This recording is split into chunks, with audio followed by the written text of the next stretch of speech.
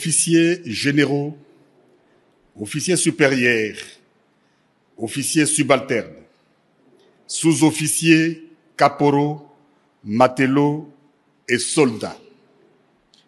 Le président de la République, chef de l'État et commandant suprême des forces armées de la République démocratique du Congo, s'est adressé à la nation en date du 29 janvier 2025, suite à l'agression du Rwanda et le silence coupable de la communauté internationale. En ces jours, je m'adresse à vous.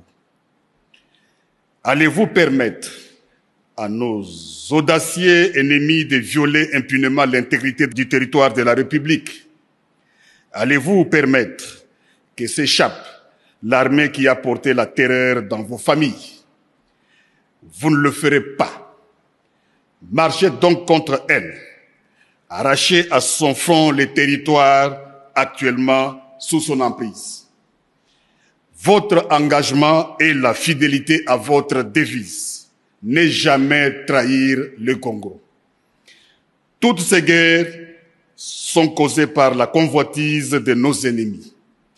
Ces derniers vont venir pour tenter de vous corrompre.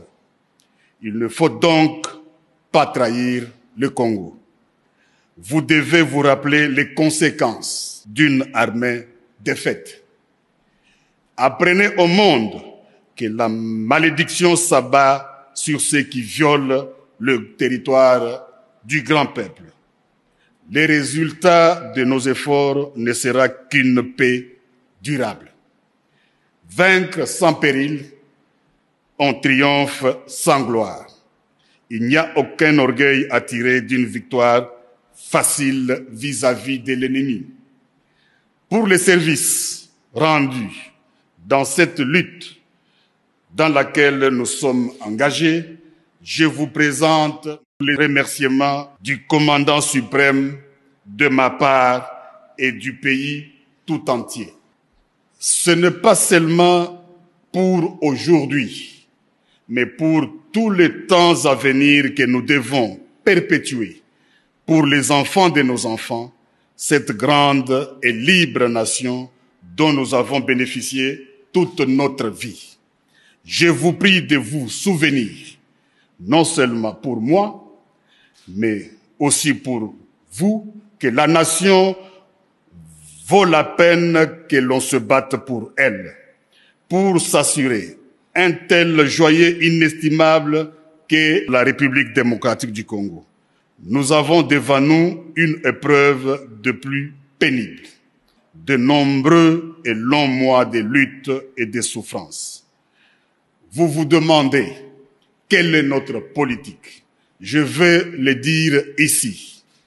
C'est faire la guerre par mer, par terre et par air, de toutes nos forces et avec toute la force que Dieu peut nous donner, de faire la guerre contre la tyrannie monstrueuse, jamais surpassée dans le sombre et lamentable catalogue du crime humain.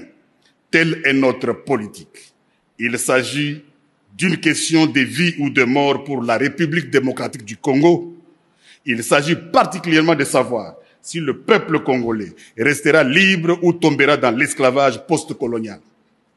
Il ne doit pas y avoir de place dans nos rangs pour les pleurnichards et les lâches, pour les marchands de panique et des déserteurs. Notre peuple ne doit connaître aucune peur au combat et doit se joindre de manière désintéressée à notre guerre patriotique de libération, notre guerre contre les asservisseurs fascistes. Dans la situation actuelle, la crédibilité de notre armée est essentielle.